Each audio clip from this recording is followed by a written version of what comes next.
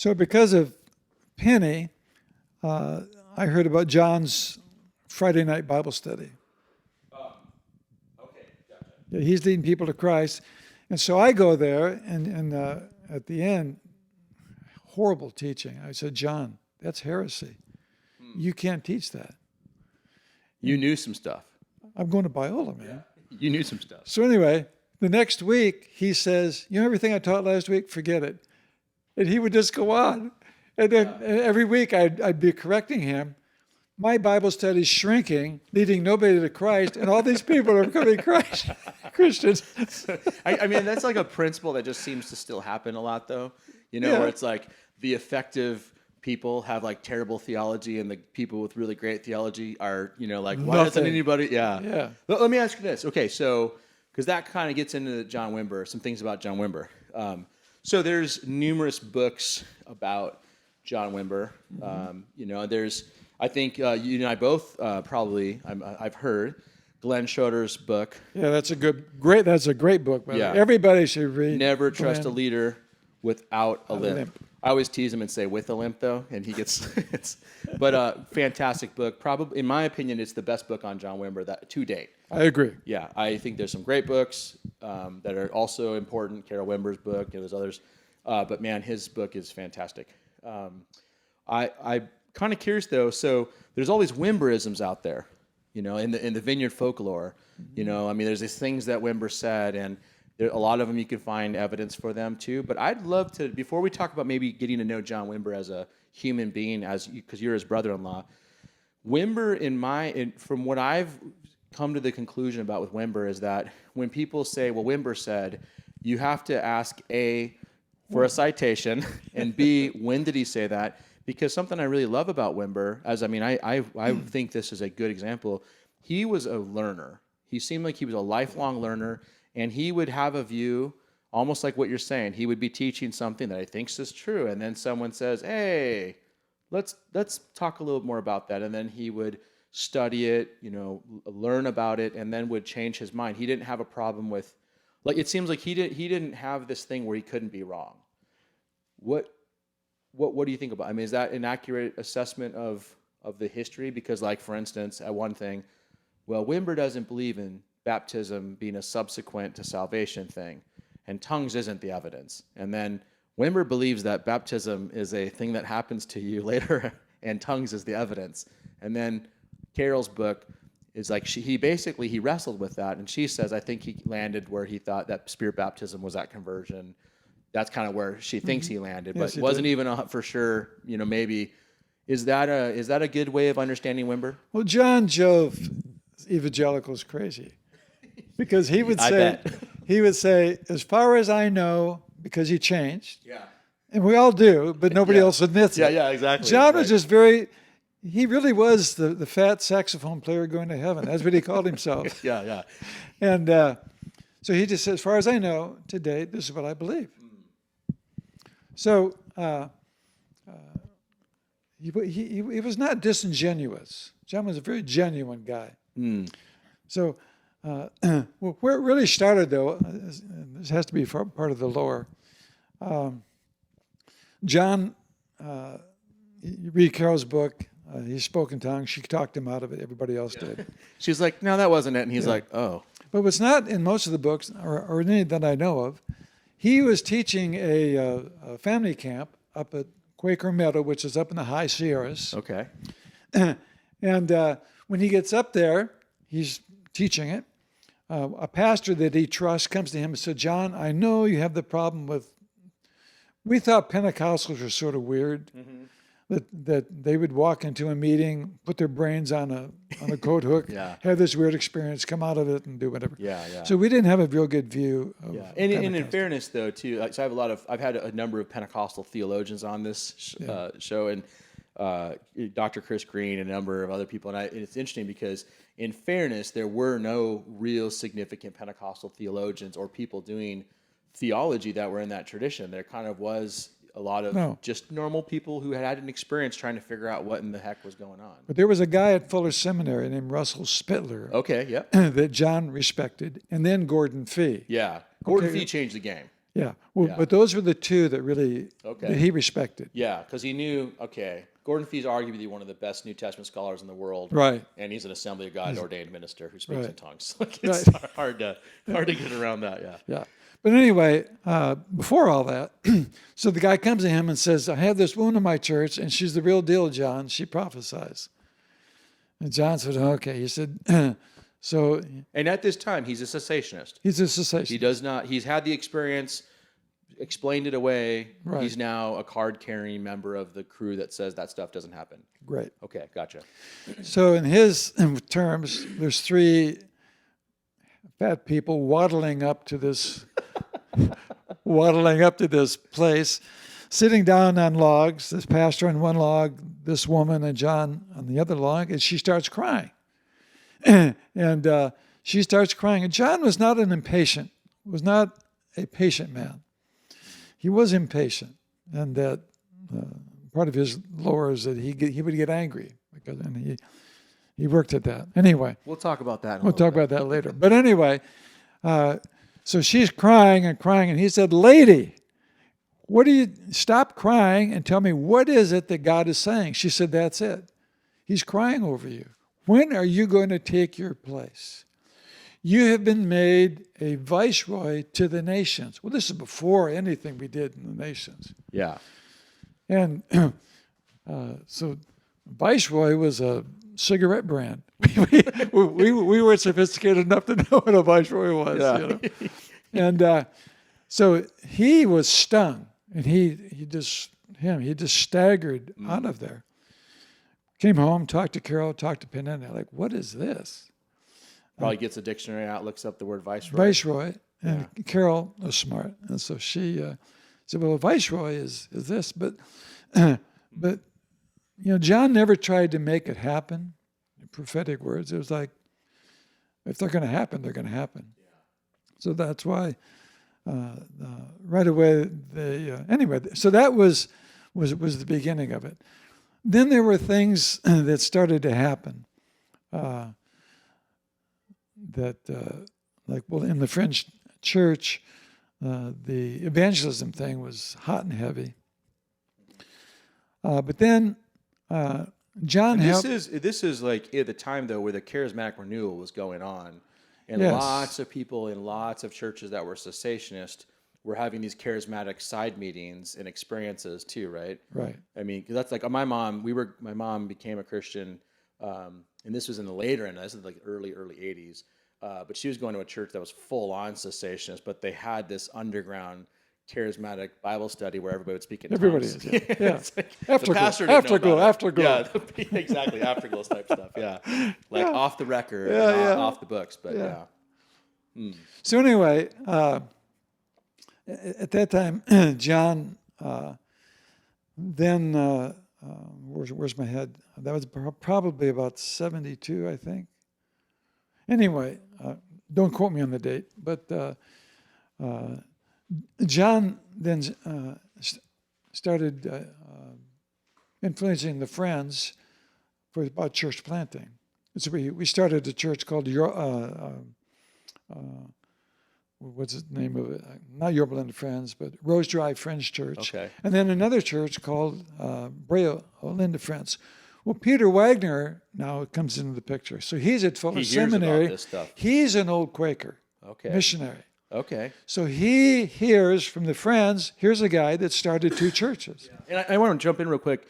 So Ed Stetzer, you familiar with Ed Stetzer? He works for the Billy Graham, I think the Billy Graham School of something at Wheaton. He's a church planting missiologist guy.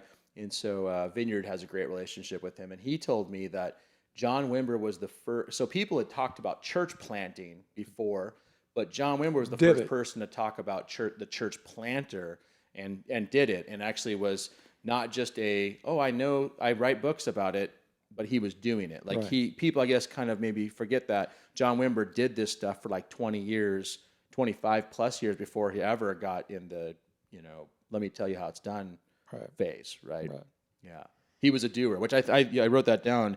When I hear doing is it. Yeah. We didn't read the Bible to believe it. Yeah, but that might be, because that's also a Quaker value in many ways, That's right? Like my point. Quakers were talking about social justice and abolitionists, long before the rest of society started to develop a conscience, the church, right?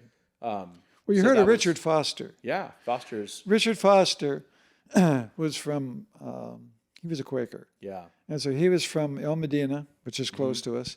So Richard and I had the two largest high school groups. And we would have this camp together, But he was smart. Yeah. But my group was bigger. Yeah. So everybody hears that. Richard Foster was close, did pretty good, wrote some books, yada, yada, yada, but his group wasn't as good as Bob Fulton. Because for us, it was all about doing. Yeah. And so, yeah. Yeah. So, okay. So let's talk about John Wimber a little bit. That kind of answers my question. So he was not a guy, he was humble. He didn't have any, he didn't see any reason why he couldn't be wrong or change his opinion. And I know that drove and drives some people in the Vineyard crazy, because it was always like, where are we going now? Now we're going to do this. And there's been, a number of folks who have talked about, a lot of that goes to the way that his mind, he was a jazz musician, which was on the fly, spontaneous. Well, I'd like to know, like, as his brother-in-law, what was John Wimber like as a human being?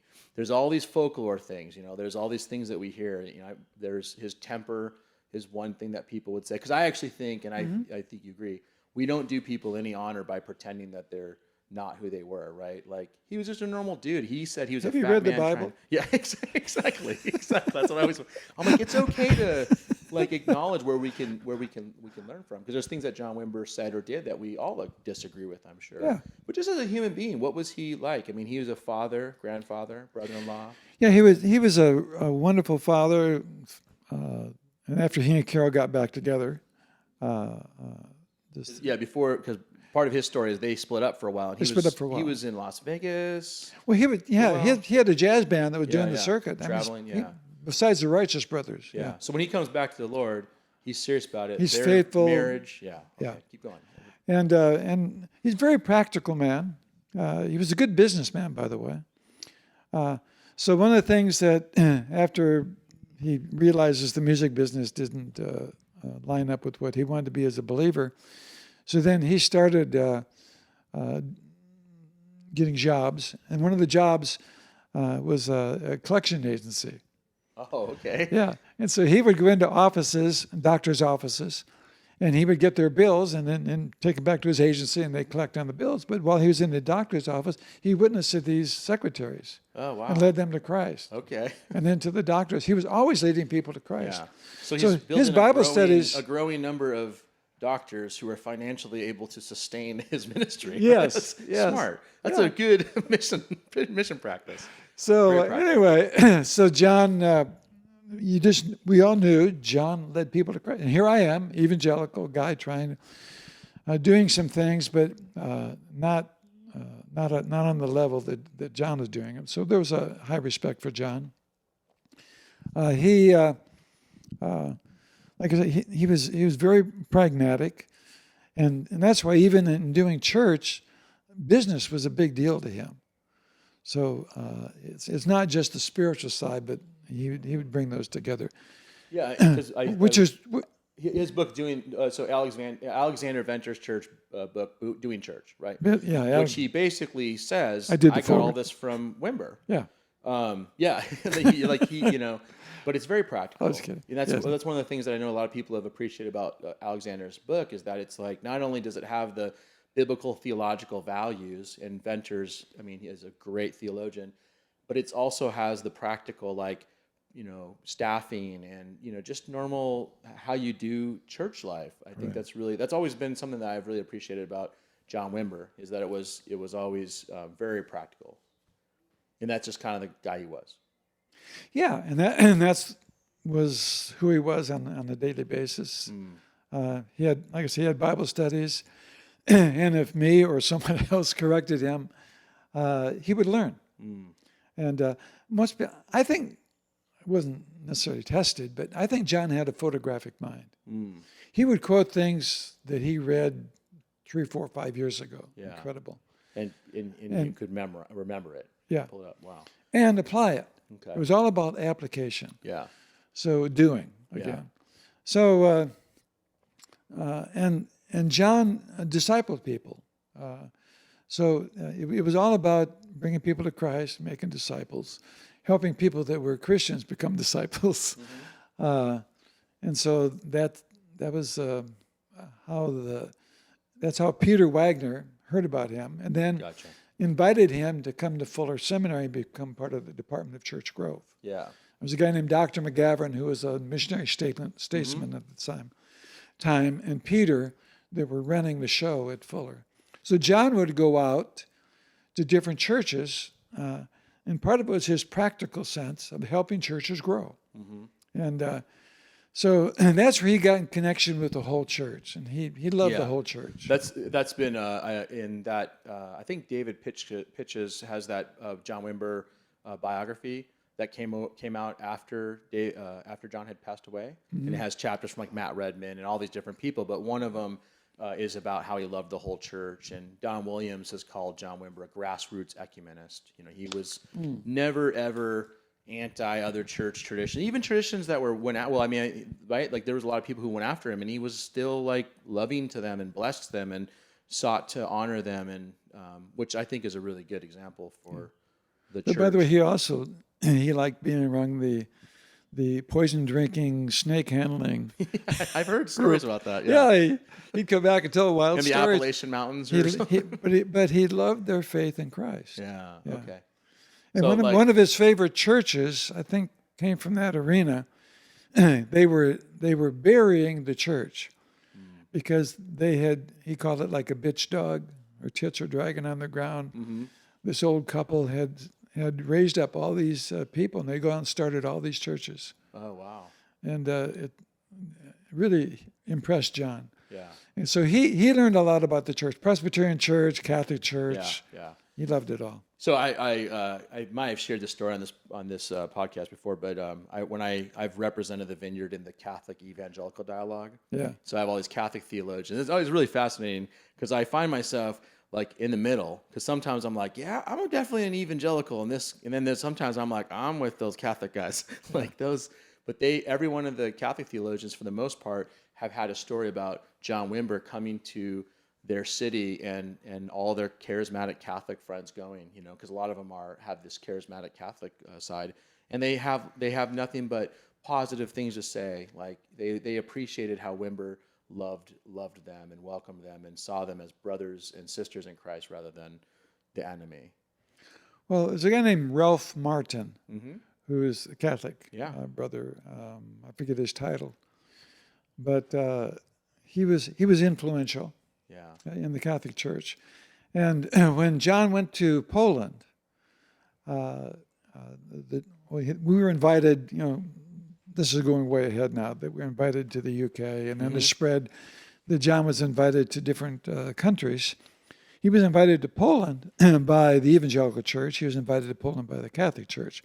And John said, I won't come unless you guys are together, which was anathema to those guys. They don't work together. No, they don't do anything together. And so John, they said, well, we can't do that. And John said, I won't come. And he wasn't desperate to get out. That's the other thing. No aspiration. He was like, I don't need to come to Poland. No. Yeah. He was like, if you want. Well, there was one time it went to his head. Oh, really? Yeah. Tell us about that. He came home from Europe and in the UK, and you know the National Christian newspapers. Yeah. His face was on in Germany and Sweden and different places, and so he comes home. He said, "Carol, you can't believe it. You know, the 5 different countries in their national magazine, and my story, you know." She said, "Okay, man of God, take out the trash." And that quenched the whole. Yeah, that just cut it right there. You know, yeah. No, John. He appreciated that people thought highly of him, but he really didn't think that highly of himself. Now, at the same time, I think John was very astute theologically. You wouldn't call him a theologian because he didn't necessarily go back and study the different systems. Yeah. But he knew enough. Yeah. Well, I think something that I love because about he was Wimber, part of them. Yeah, it seems like Wimber and this has been a struggle in the Vineyard movement, in my opinion, is that we don't know what to do with theologians or scholars, but Wimber did. He did. Because he had, I mean, I know numerous scholars, or, I mean, Don Williams, and I think he's a perfect example. There were the seasons where he'd lean into like people and say, hey, Jack Deere, Jack Deere was legit Dallas Theological Seminary, Old Testament theologian. It seems like he knew that he could lean on those folks to help him. And he did. Yeah, and he did. And I think that that's a really good model. And he had other guys at Fuller. Yeah. Oh, for sure. I mean, Eddie Gibbs, I think he spent a lot of time Eddie Gibbs with the missiology. Yes. Yeah. He helped a lot. A couple other guys that were well respected at Fuller. Yeah. That his class at MC 510 turned their brains around. Yeah. And so they became doers. According to, at that time, the president of Fuller, that there's only been 2 classes in the United States where literally famous. One was when Karl Barth came to the U.S., and the other one was John Wimber's class. Yeah. There's no other seminary classes that people cannot wait to take. Yeah. So, I mean, that's... And I still have Fuller's response to John Wimber. Oh, yeah. Yeah. Because he came from... he was Charles Fuller. Mm-hmm. And so he came out of a family of people that were charismatic, so to speak. Okay. And so, but he had to try to appease everybody, and so it's funny though now when you think about Fuller, because it seems like there's I joking. I know that there are cessationists out there, but it's like that conversation is kind of like done. It's good. Yeah. I mean, that people are like, those arguments aren't so good. Yeah, I helped start a university called Harvest Bible University about 26 years ago, and we have a campus in LA. And so some students went to John MacArthur's church. Okay. And so they came to me and they said, John MacArthur was talking about you. I said, really?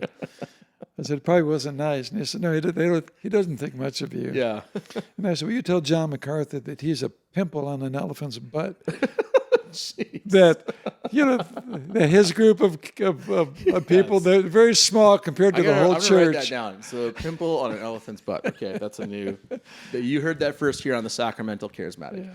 Yeah. I mean, it is interesting how that they're doing nothing to connect with the world. Yeah, they're not helping the world. They're living in a place. But it's also really interesting too, because it's such a terrible theological method. It's a terrible way of reading the Bible to literally say that apostolic commandments of desiring earnestly the spiritual gifts are not for today. Right. Like, so you guys say that we don't take the Bible seriously, where you're telling people to actually disobey apostolic commandments in the Greek. It's imperative mood. There's no... Amen. Yeah, Amen. I'm like, oh. So I'm thankful I don't have to have that conversation as much anymore. So this is great. So let me close this little time before we kind of transition into some other discussions about the future. What were Wimber's hobbies? I'd just be curious. I mean, was he? I fly fish a lot. He was a golfer. He loved golfing. Okay. He was a scratch golfer. Okay. He did. He was a good athlete for a heavy guy. Yeah. Yeah. And so golfing was the only thing that he enjoyed. Okay. As far as so he was a golfer and a church guy. Yep. And he also was a family man. Right. All right. Cool.